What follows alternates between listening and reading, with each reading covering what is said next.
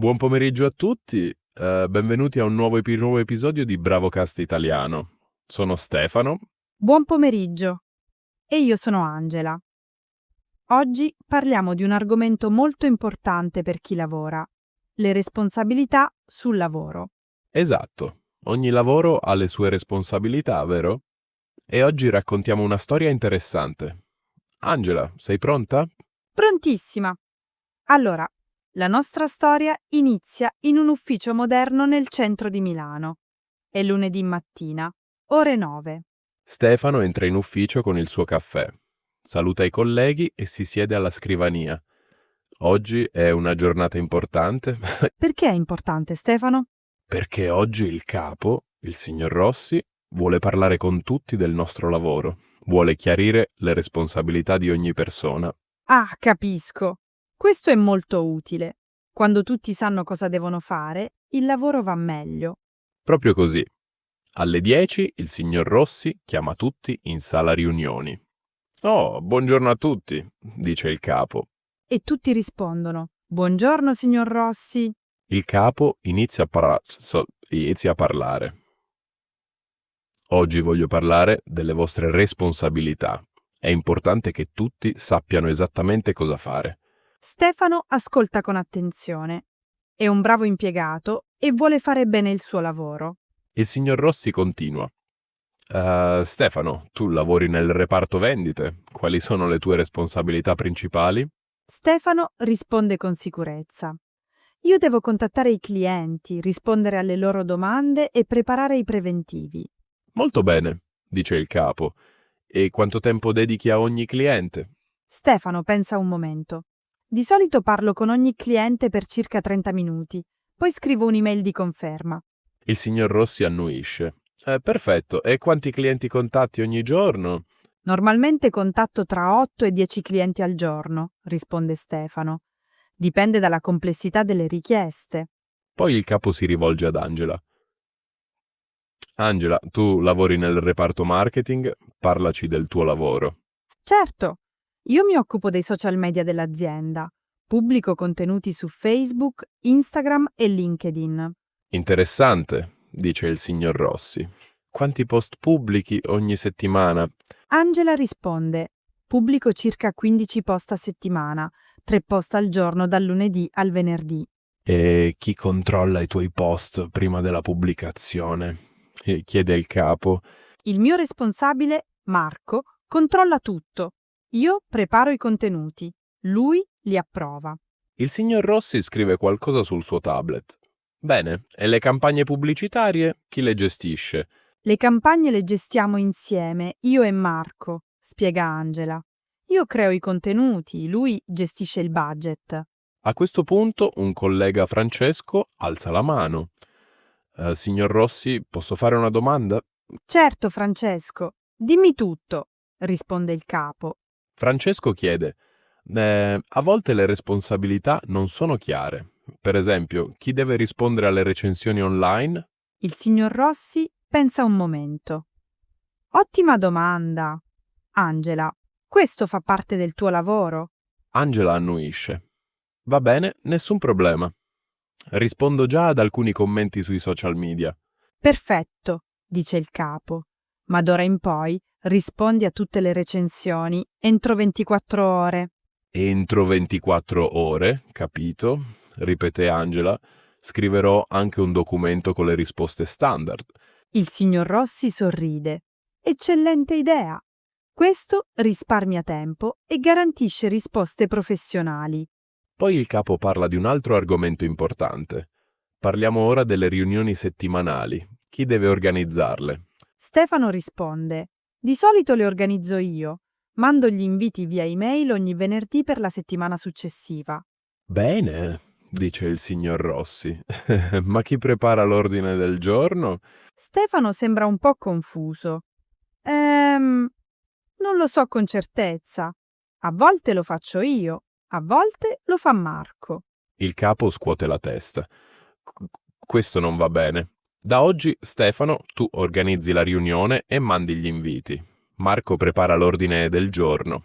Perfetto, ora è chiaro, dice Stefano. Quindi io organizzo, Marco decide gli argomenti da discutere. Esattamente, conferma il signor Rossi. E dopo la riunione, chi scrive il verbale? Angela alza la mano. Posso farlo io se volete, mi piace prendere appunti. Va bene, Angela, tu scrivi il verbale e lo mandi a tutti entro 2 giorni dalla riunione. A questo punto arriva un'altra domanda. Francesco chiede: e per le pause caffè? Quanto tempo possiamo prendere? Il signor Rossi ride un po'. Francesco, sei sempre pratico. La pausa caffè dura 15 minuti, una al mattino, una al pomeriggio. E la pausa pranzo? Chiede Angela. Abbiamo 1 ora o 30 minuti? La pausa pranzo è di 1 ora, risponde il capo, dalle 13 alle 14, ma se avete urgenze potete fare 30 minuti e uscire prima. Tutti prendono nota. È importante sapere queste cose per organizzare bene la giornata. Il signor Rossi continua. Ora parliamo delle responsabilità verso i clienti. Chi risponde alle chiamate urgenti?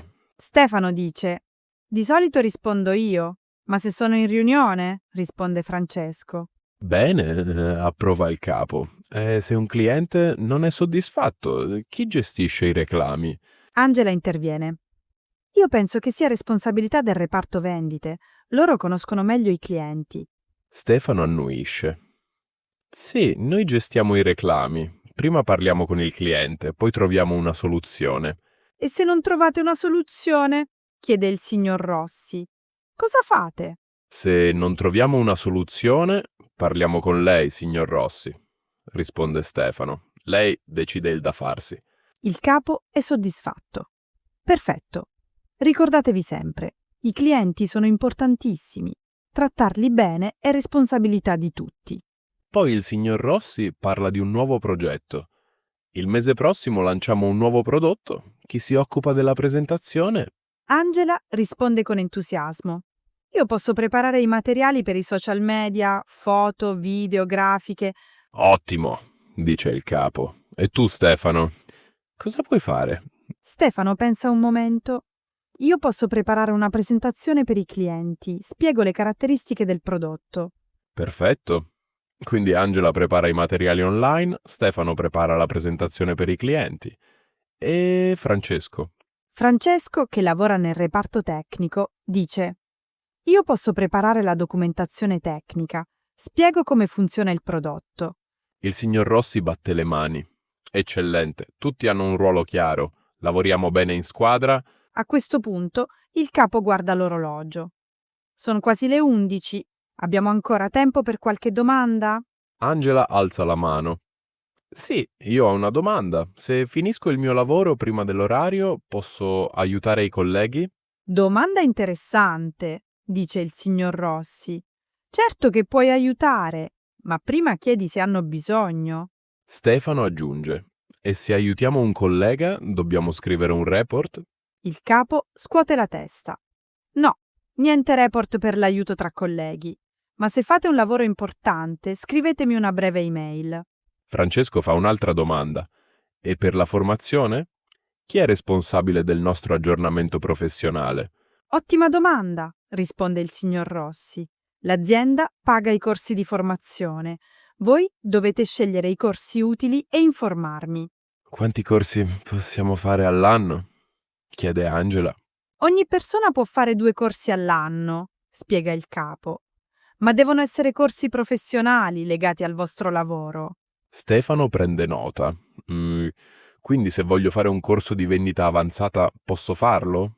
Certamente, conferma il signor Rossi. Mandami il programma del corso e ne parliamo. Poi il capo parla di un tema delicato, gli straordinari. Se dovete fare ore extra, chi le autorizza? Tutti guardano il capo. È un argomento importante. Il signor Rossi spiega. Gli straordinari devono essere autorizzati da me. Prima di fare ore extra, chiedetemi sempre il permesso. E come chiediamo il permesso? Domanda Angela. Via email o di persona? Preferisco via email, risponde il capo, così ho tutto scritto e posso organizzare meglio il lavoro. Stefano chiede: e se c'è un'urgenza, Per esempio, un cliente chiama alle 6 di sera? In caso di vera urgenza, rispondete e poi mi mandate una email, dice il signor Rossi. Ma devono essere vere urgenze, non routine. Tutti capiscono. Le urgenze sono rare, la maggior parte del lavoro si può fare durante l'orario normale. Il capo continua. Parliamo anche delle ferie. Come funziona la richiesta? Angela risponde: io di solito mando una email un mese prima. Va bene così? Perfetto, dice il signor Rossi. Un mese di anticipo è ideale, così posso organizzare il lavoro. Stefano chiede: e se due persone vogliono le ferie nello stesso periodo? Il capo sorride. Chi chiede prima ha la priorità, ma cerchiamo sempre di trovare un accordo. Francesco aggiunge: e i permessi per motivi personali come funzionano? I permessi personali vanno richiesti con almeno 2 giorni di anticipo, spiega il signor Rossi. Sempre via email. Ora il capo vuole parlare di responsabilità più generali. Ricordatevi, mantenere l'ufficio pulito e ordinato è responsabilità di tutti. Angela dice: io pulisco sempre la mia scrivania alla fine della giornata. È importante. Brava Angela, approva il capo. Tutti dovrebbero fare così. Un ufficio ordinato aiuta a lavorare meglio. Stefano aggiunge: e anche la cucina comune. Se usiamo il frigorifero, dobbiamo tenerlo pulito. Esattamente, dice il signor Rossi. Rispettare gli spazi comuni è fondamentale per lavorare bene insieme. Poi il capo parla di tecnologia. I computer e i telefoni aziendali sono strumenti di lavoro. Usateli con responsabilità. Francesco chiede: possiamo usare il computer aziendale per cose personali? Il signor Rossi risponde: uso personale minimo è accettabile, ma ricordatevi, il computer è per il lavoro. Angela chiede: e le password? Come le gestiamo? Le password sono personali e segrete, spiega il capo.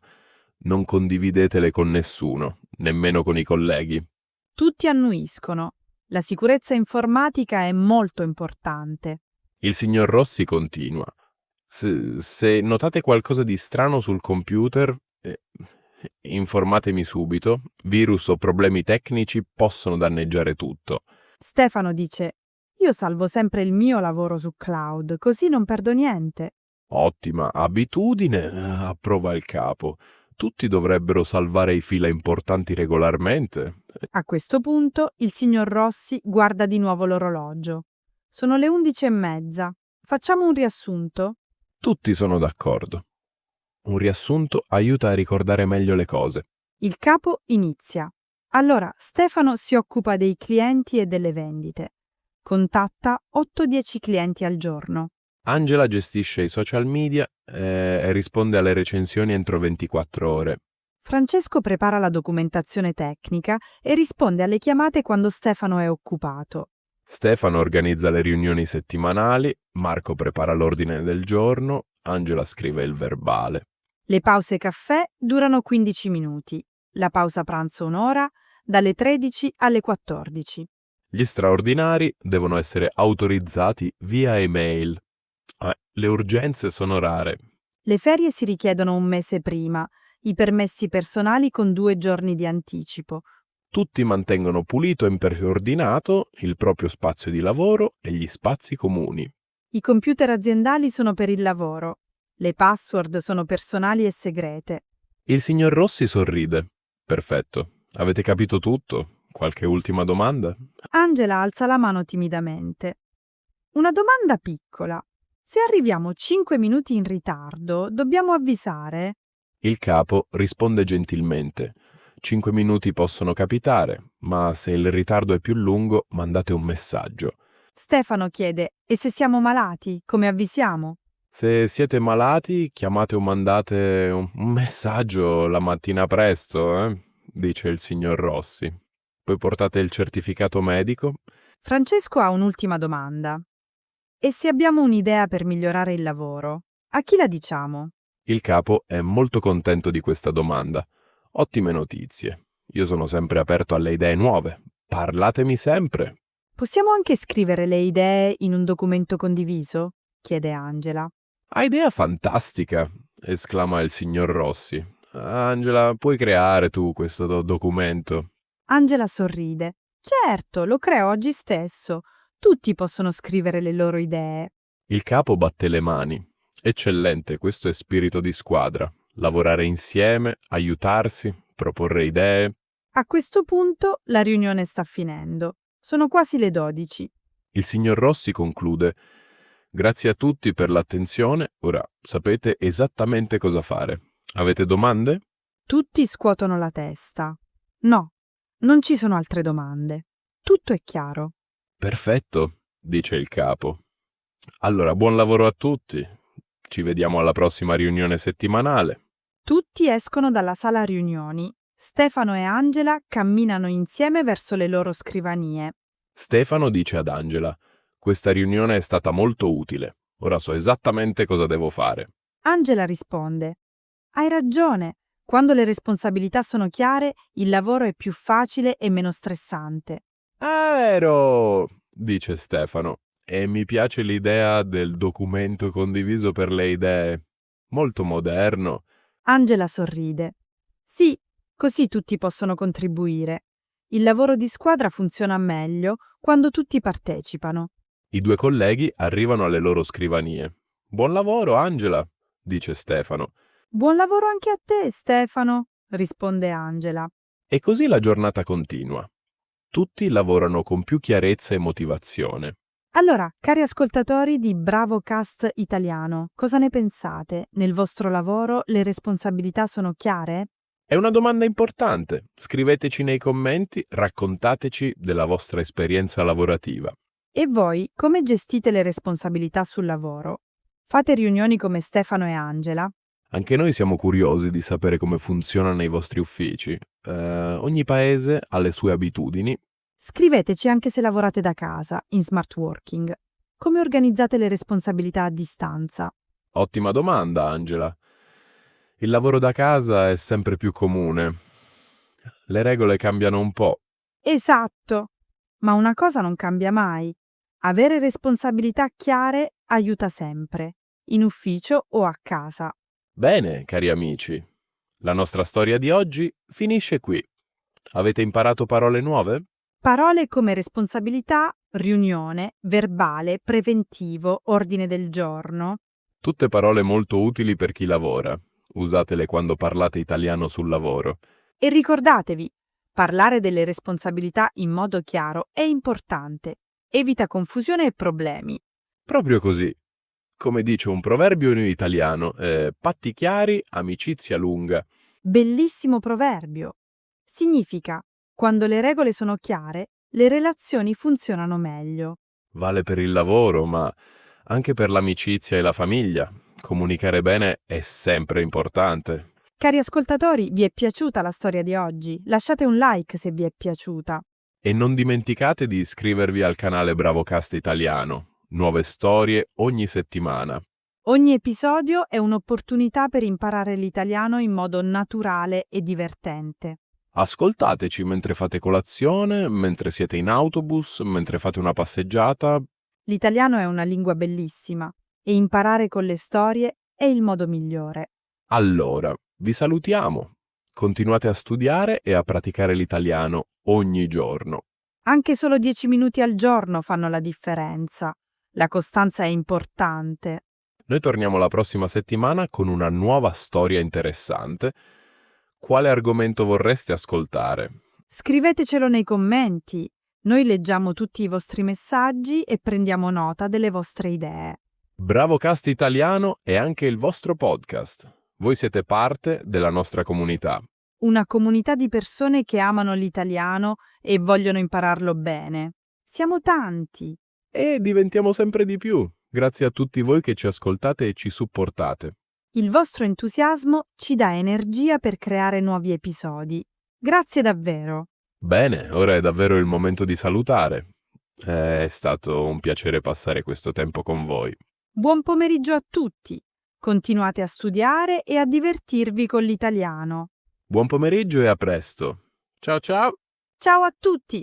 Alla prossima settimana con Bravocast Italiano.